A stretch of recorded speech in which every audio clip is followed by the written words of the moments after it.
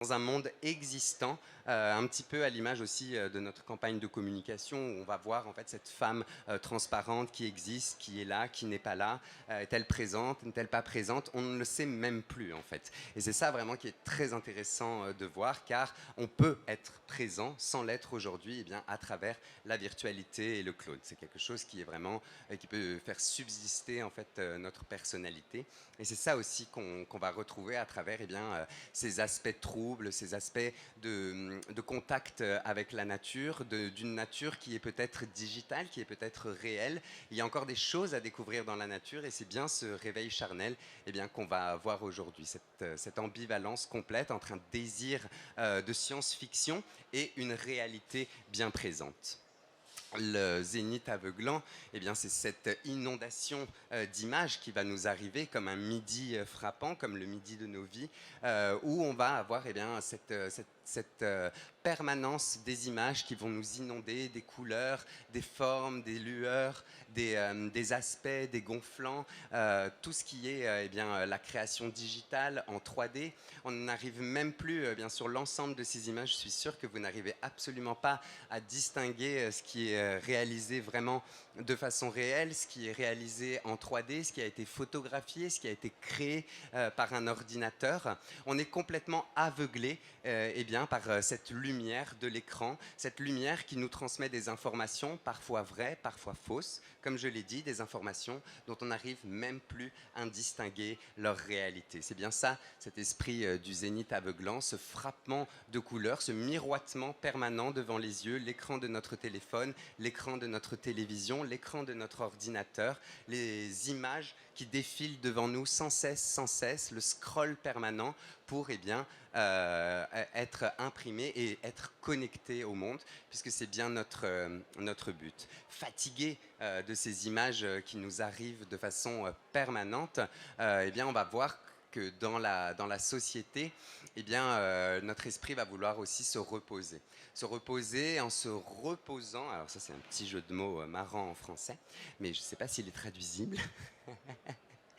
Et donc, se, se reposer en fait sur ce qui nous semble être des valeurs profondes, nous reposer au sens propre, c'est-à-dire prendre du repos, mais aussi nous reposer sur ce que nous connaissons qui est réel, la nature, ce qui nous entoure, ce qui nous a fait, ce dont nous venons, hein, puisque toute forme de vie sur Terre est issue des cyanobactéries qui sont les éléments primaires de la végétation. Nous sommes presque des végétaux, nous sommes issus de cette lignée végétale, elle se confond avec nous, elle se confond avec nous dans ce métaverse, on veut la recréer, on veut la copier, on veut la transformer, on veut la digitaliser, mais en faisant ça, est-ce qu'on n'est pas en train de détruire en même temps la nature? C'est toute une question en fait. Est-ce un songe dans cette sieste contemplative ou est-ce un cauchemar?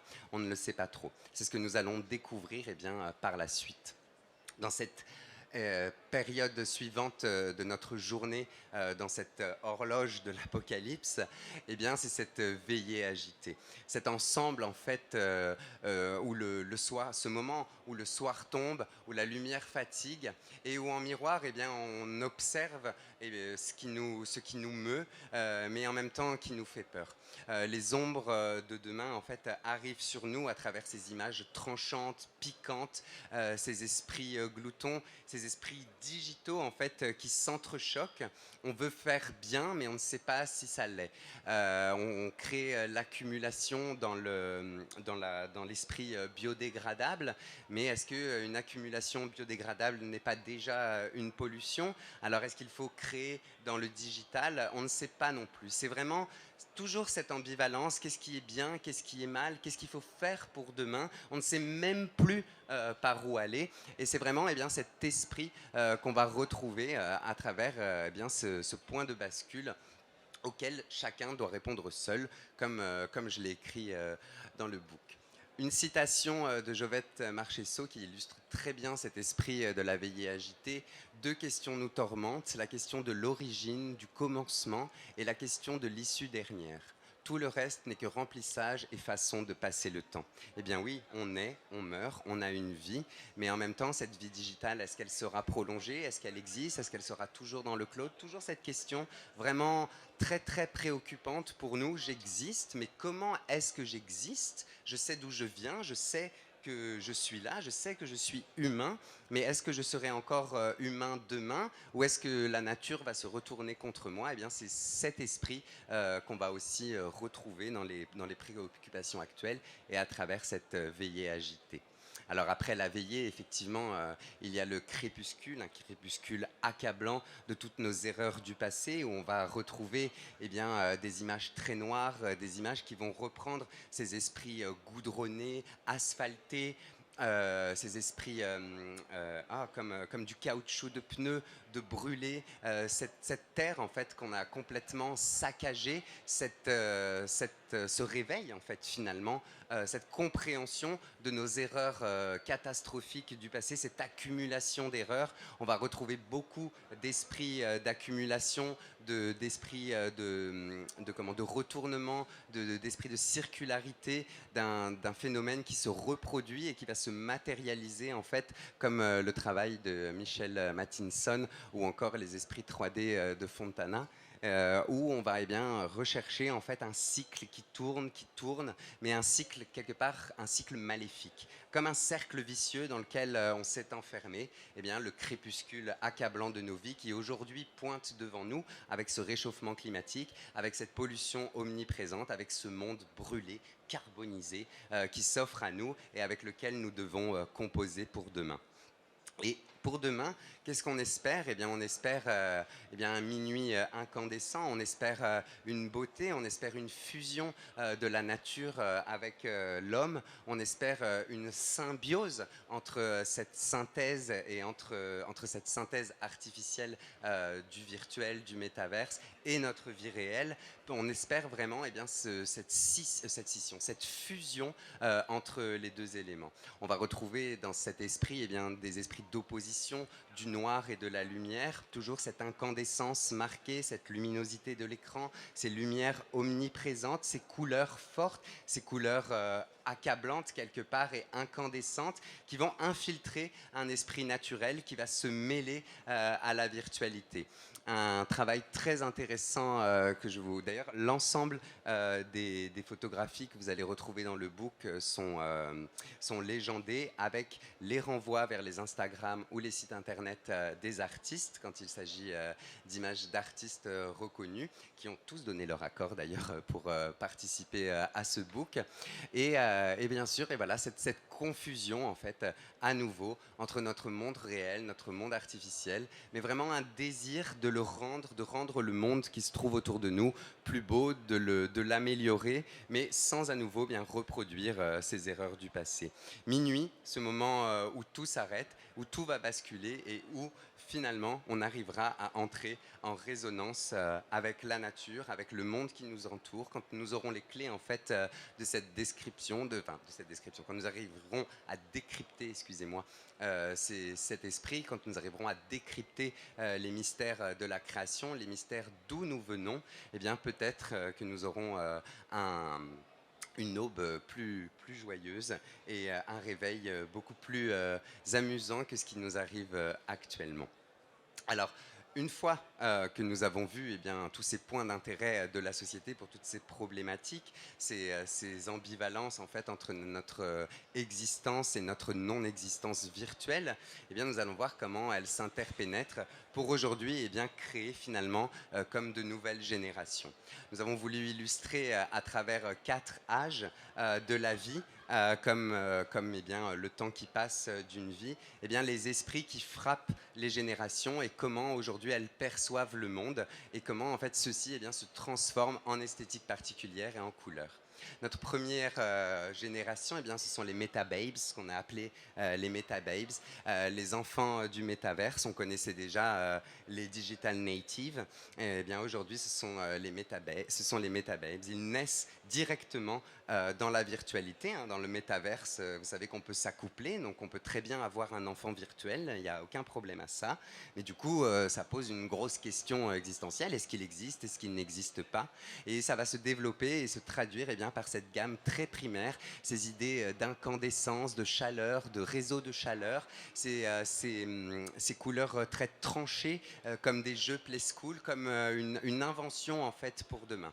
On va faire référence beaucoup au monde de l'enfance, avec des idées de sucreries, mais des idées de sucreries synthétisées, un petit peu comme aujourd'hui tout ce qu'on mange en fait, qui sont issus de la synthèse, du cracking alimentaire, mais également de la transformation des aliments qui nous poussent en fait à devenir eh bien, finalement à manger de la synthèse. Hein, vous savez qu'on crée en fait par exemple, je vais vous donner un exemple, on prend de la betterave, on extrait le sucre de la betterave et avec ça on le mélange avec un autre colorant et hop on crée un goût fraise. Voilà, je vous donne un exemple comme ça. Donc c'est complètement absurde, mais oui finalement on prend la réalité pour transformer notre réalité et c'est ça que les MetaBabes vont finalement avoir comme vision pour demain. Ne plus faire la différence entre la réalité et le virtuel, c'est ce qui guette notre monde avec eh bien, un assemblage primaire, une compréhension primaire du monde, puisque aussi l'information, comme je vous l'ai dit, elle peut être tronquée, elle peut être fausse. Par exemple, je vais vous donner un exemple très flippant, mais si on va dans le métaverse et qu'on considère qu'on vit dans le métaverse, eh bien, on vit dans Internet, on vit dans la virtualité.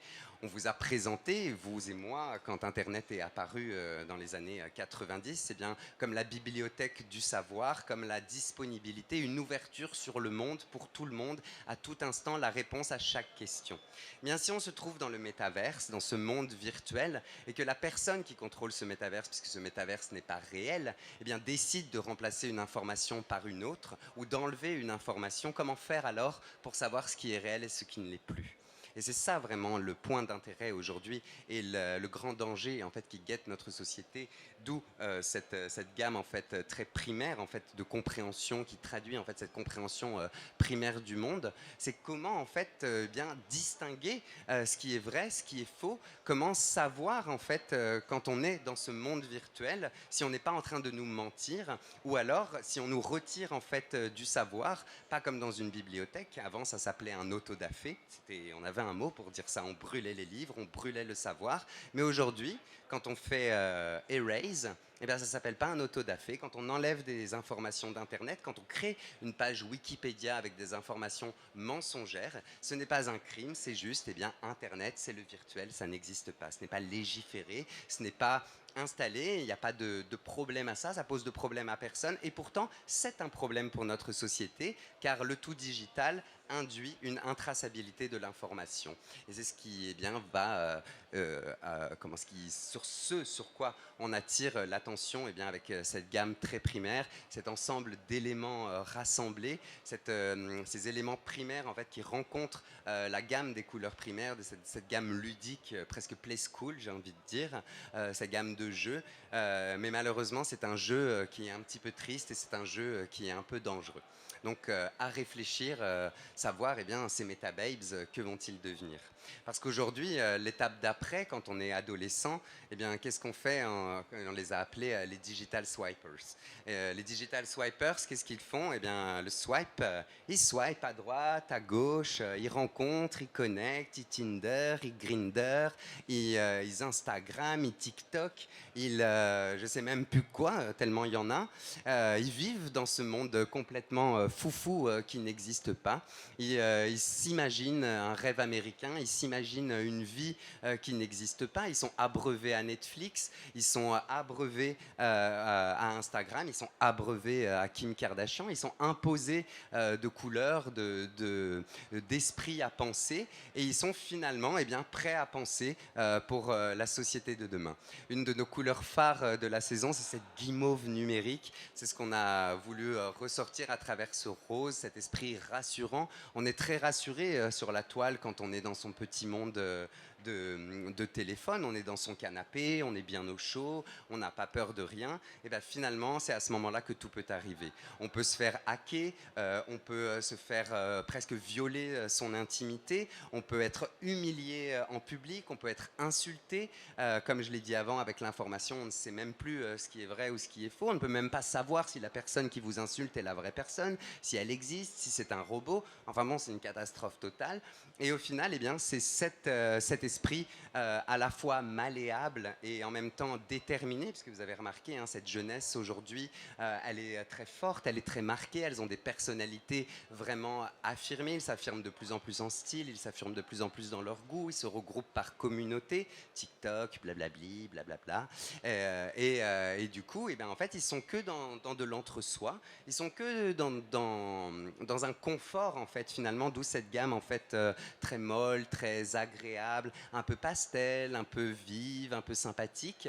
Eh bien, parce qu'en fait, on est dans ce confort de réalité où on n'a pas besoin de réfléchir. Eh bien, c'est ce que font les digital swipers aujourd'hui. Ils sont dans un confort de non, j'ai envie de dire, on décrypte en fait cette non-intelligence de la société à croire tout ce qu'on lui raconte, à s'abreuver des exploits de gens qui n'existent pas, à s'inspirer de vies qui n'existent pas, à s'inspirer d'images qui n'existent pas. Je reprendrai les propos d'une psychologue dont j'ai oublié le mot, qui est une réflexion qui est très intéressante. Il y a quelques années, où il y a encore même 5-10 ans, on admirait des idoles parce qu'elles faisaient des choses, parce qu'elles étaient chanteuses, parce qu'elles réalisaient des prouesses, on admirait des sportifs de haut niveau, on admirait des peintres, on admirait des sculpteurs, on admirait Céline Dion pour sa voix incroyable. Et bien aujourd'hui, on vénère des gens qui ne savent pas chanter, qui ne savent pas s'habiller, qui n'ont même pas la vie qu'ils prétendent avoir. Du coup, on vénère de fausses idoles et on se perd dans une mollesse de vie, dans un confort de compréhension, juste parce que ça nous plaît, juste parce que l'algorithme du digital swiper nous a mis dans ce confort de compréhension, nous présente uniquement des choses que nous aimons et du coup, on est bien confortable avec ça puisque rien ne nous déplaît. L'algorithme choisit uniquement ce qui nous plaît et du coup, on scrolle, on swipe, on like.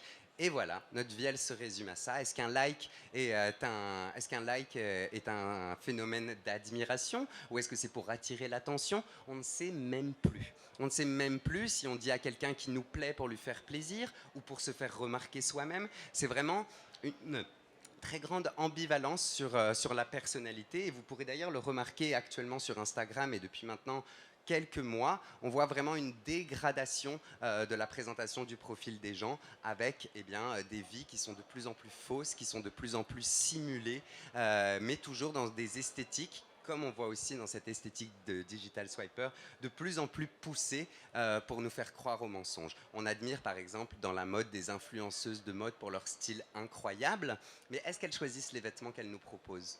Est-ce que elles ne sont pas payées pour nous faire aimer ce qu'elles portent? En fait, on les aime à la base parce qu'elles avaient un style, mais au final, maintenant, elles se font payer par des marques pour porter des choses et nous faire croire que leur style est ce qu'elles portent. Donc finalement, on ne sait même plus ce qui est vrai ou ce qui n'est pas vrai. À l'époque, quand on avait les grands créateurs, on avait les grands artistes du XXe siècle, les plus grands artistes du XXe siècle, Coco Chanel, qui a libéré la femme, Yves Saint Laurent, qui lui a permis de porter des smokings, qui l'a libéré encore de sa condition féminine, Mademoiselle Gabrielle, qui a fait que les femmes soient plus respectées, Monsieur Dior, avec le New Look, qui a rendu les femmes plus belles qu'elles n'étaient et plus libres. On avait vraiment une volonté des créateurs comme Thierry Mugler, feu Thierry Mugler, qui nous a quittés récemment, qui voulait transformer les femmes en créatures, transformer les hommes au-delà, les transcender au-delà de leur réalité actuelle, mais dans la réalité et pas dans un monde virtuel. Et c'est ça aujourd'hui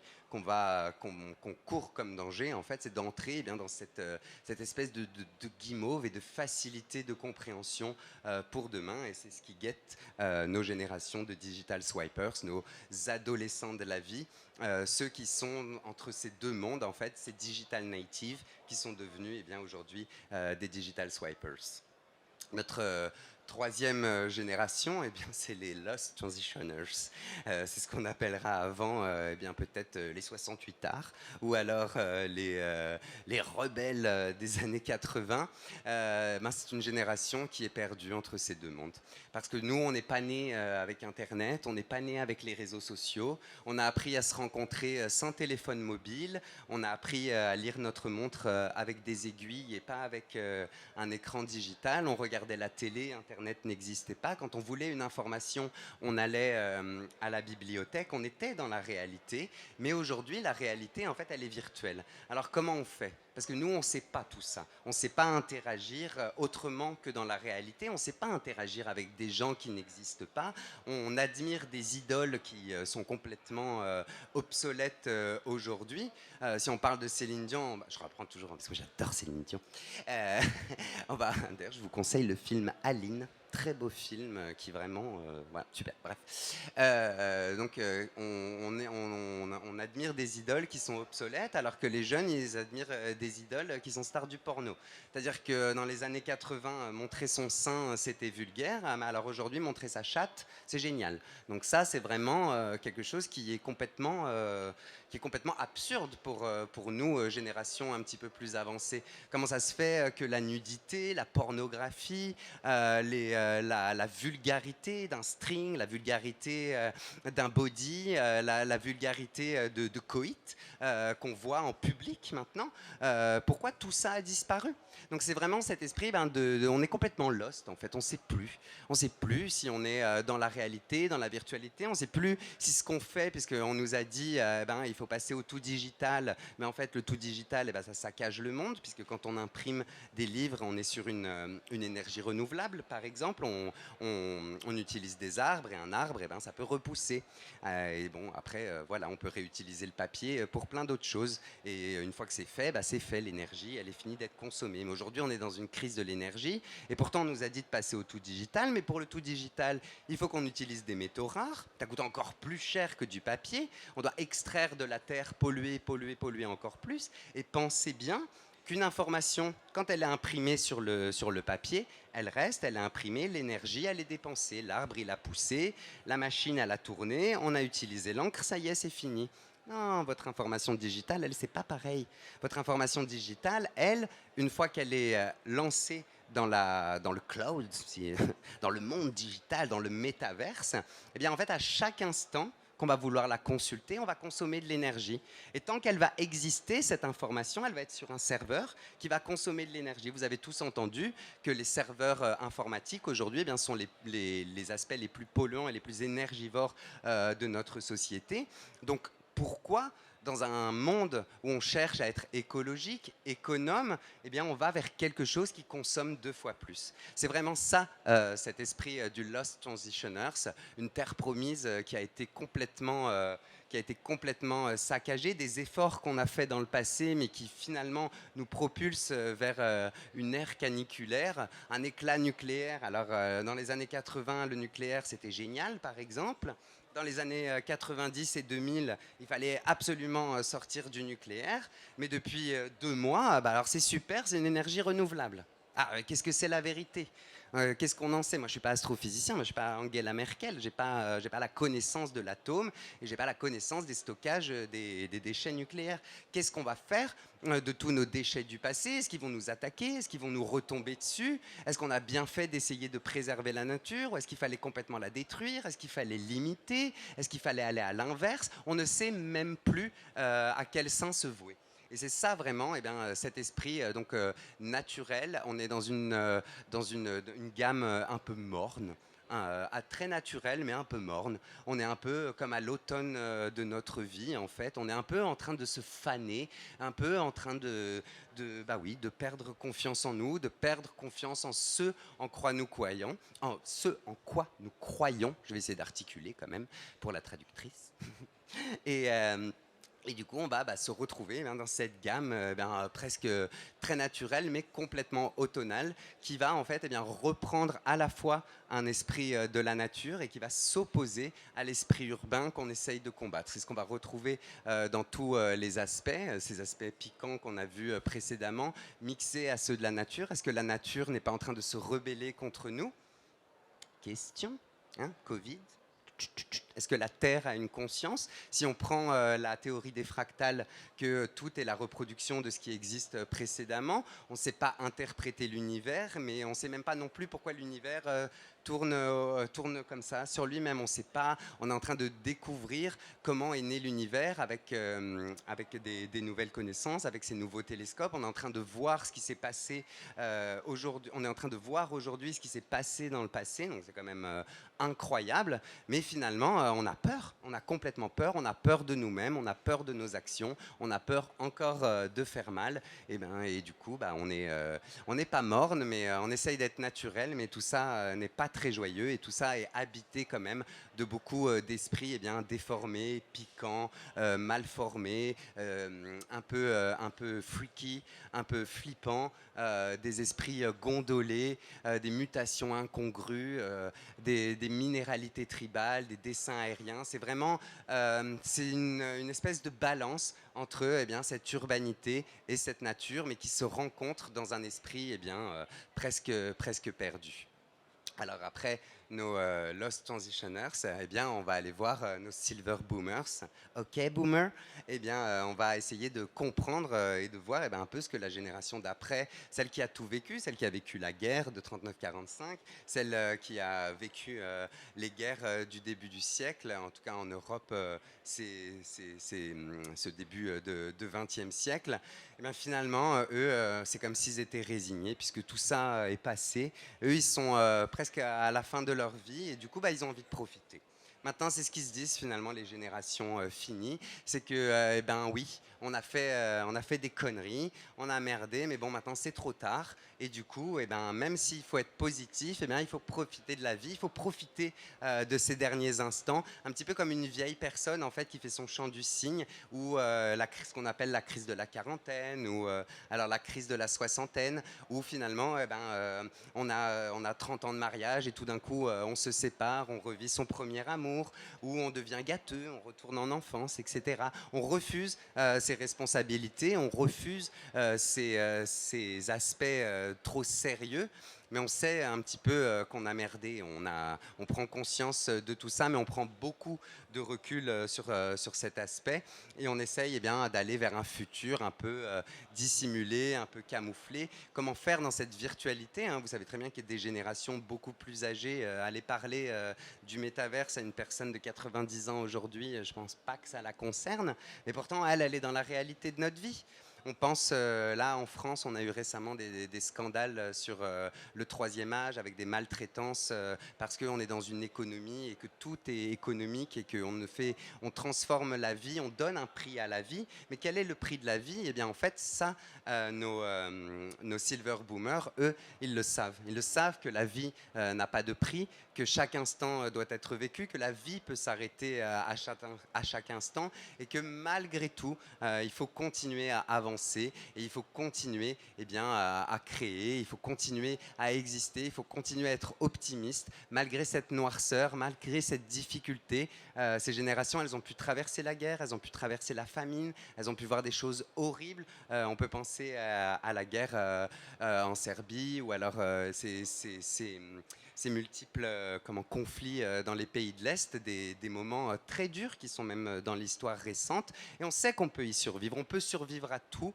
On est en communion avec ce monde, donc il ne faut pas non plus se bloquer sur une évolution du tout digitale, une transition complète entre les deux.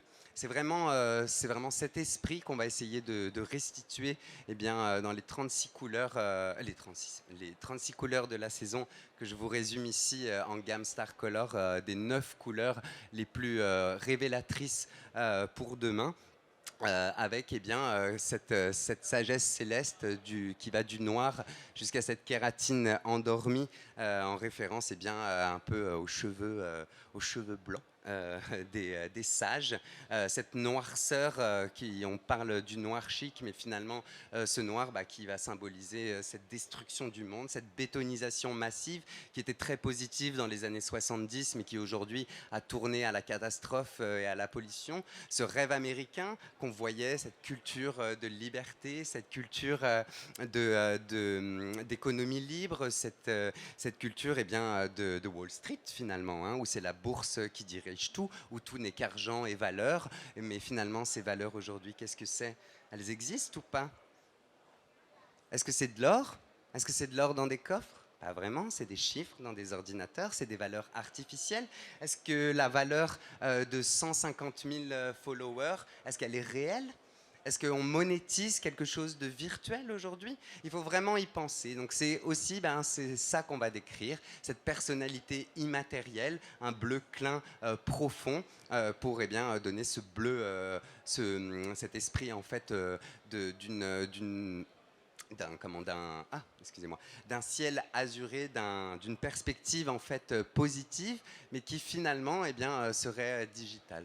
Bleu mis à jour, un bleu beaucoup plus roi, comme un bleu de Prusse, qui va en fait nous remettre en balance en fait sur ce qui est réel et ce qui ne l'est pas. Les réseaux de chaleur, le réchauffement climatique, ce rouge incandescent, cet éclat nucléaire qui nous guette à chaque instant, cette énergie qui est ultra rare, pas l'énergie nucléaire, mais l'énergie globale, puisque finalement, à la base, on tirait notre énergie du soleil, et finalement, tout ce qu'on vit aujourd'hui vient de l'énergie solaire, de l'énergie de la nature. Réfléchissez bien qu'on mange des végétaux et des animaux qui mangent eux-mêmes des végétaux, qui eux-mêmes, en fait, ne sont que le fruit du développement de l'énergie solaire et de notre ressource naturelle, l'eau.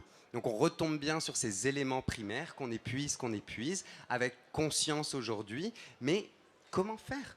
On s'est embarqué là-dedans, on s'est embarqué dans ce rêve complètement fou, on s'est embarqué dans cette horloge de l'apocalypse et on n'arrive même plus à arrêter le temps. On aimerait corriger les reflets de nos erreurs, on aimerait rester dans notre scroll intime, dans ce rose vif, on aimerait rester dans ce confort, mais finalement il faudrait aller vers plus d'optimisme et vers ce rose pâle, cette espèce d'aube douce et cette aube communiante. On n'a pas besoin d'être ultra brillant, on n'a pas besoin d'être ultra connu, d'être ultra populaire, d'être ultra riche, d'être ultra grand. On peut être chacun comme on a envie de l'être, mais on ne doit pas rentrer trop dans l'artificialité du monde. On doit garder malgré tout notre authenticité pour pouvoir aller dans la virtualité de demain.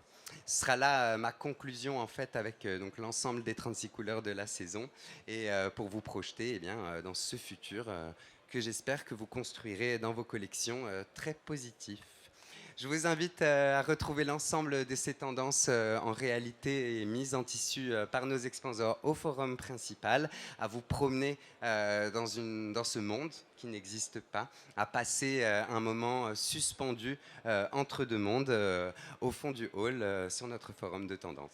Je vous souhaite une excellente fin de journée, mesdames, messieurs, et je vous remercie beaucoup de votre attention.